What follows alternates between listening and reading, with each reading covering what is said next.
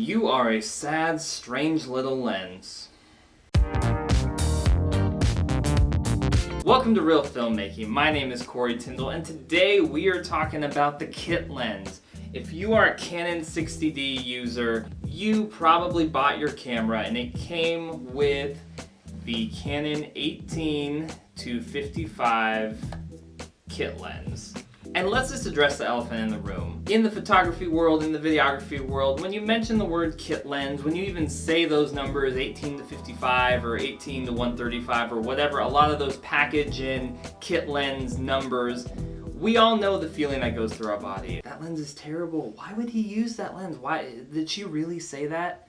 Why would she use that lens? There's no way that she's gonna be able to get good images with it. Man, I don't even want to be a part of this anymore. But today I wanted to do a video to maybe shed some light on why I think, when you buy your first camera, like a 60D or a T5i or T7i or whatever, and it usually comes packed in with the kit lens, I want to share some thoughts about why I think it might be nice to maybe hold on to your kit lens before you just toss it in the trash. I promise, kit lens, there is redemption around the corner. So the kit lens. I think it's a really good lens when you are first getting into photography and videography. There's just something about having a lens like this to help you learn the basics that is just really invaluable. This lens is great because it's variable, so you get some zoom in there. This one's 18 to 55. And though it does not have the best specs, let's just get that out of the way up front. This is not like a L series lens. It's not 70 to 200. It's got a variable aperture, so all that stuff changes. But this is a good lens when you're first getting into doing filmmaking to teach you about filmmaking, like in regards to lenses and focal lengths, and if you're working with ISO and getting aperture, this is a great little lens to... Now you might be thinking, okay, that's where the video ends. It's a great lens to learn with, then I throw it away. Well, pump the brakes. So I think this lens has more to give than just a beginner's lens. Cost ratio to quality that you get with this lens. Again, this is not a professional series lens. This isn't even like an intermediate level lens.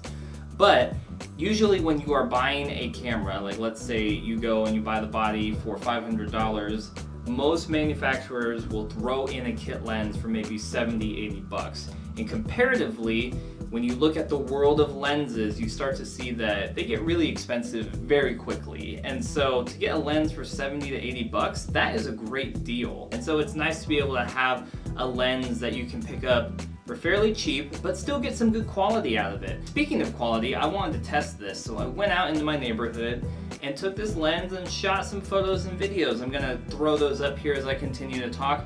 But like I said, I think you can get pretty good quality out of this lens, but you have to know the strengths and weaknesses of this lens. I would argue that any camera, any lens on the market is not the perfect camera or the perfect lens. You might disagree, but I think there's cameras that are very well-rounded, lenses that are very well-rounded, or lenses that are really good at a specific thing, but all of them have strengths and weaknesses. And so in that regard, the kit lens has a lot of strengths. When things are lit well, when things are exposed correctly, when you're composing shots in a pleasing manner, I feel like the lens returns some pretty good results. Weaknesses of this lens, obviously, it does not do low light well. It only opens up to 3.5, so you need a ton of light when you are taking pictures and doing video. It's a variable aperture, like I said, so when you zoom in, it doesn't maintain 3.5 all the way up to 55. So, that's a bummer. Construction build quality, it's very plastic, There's not really a ton of metal in here. I don't think there's any metal in here. The mount's plastic and stuff like that. So yes, those are things that you have to know, you have to be aware of. And there's a lot of situations this lens is not gonna do great. But I think in the right situations and the right conditions, you can get some good results with this. And like I said in my Canon 60D video, I don't think specs are a testament to what a camera can do.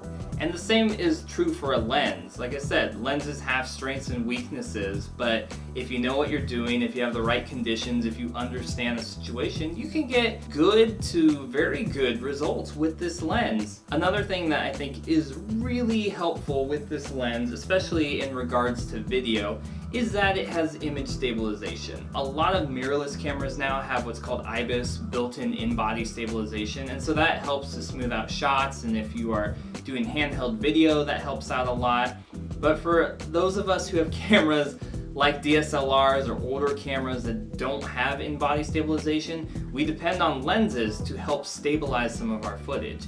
You know, ultimately you're going to want to use a gimbal or a tripod or a steady cam or whatever to get really smooth shots, but when we're just doing handheld stuff, we depend on the lenses to bring that stabilization. So I'm going to put up a couple clips here to show you the difference between footage with the stabilization on and footage without the stabilization.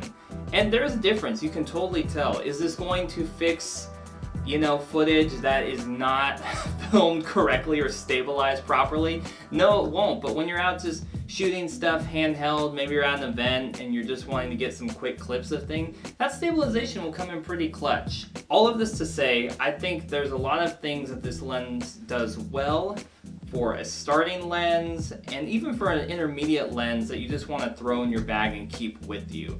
You know, I'm very pleased with the results I got just walking around my neighborhood, shooting footage and getting some video. And of course there's things that you can tweak in post-production, but I'm going to tweak things in post-production regardless of what lens I'm using anyway. And so for all those different reasons, I think it's still worth holding on to this guy.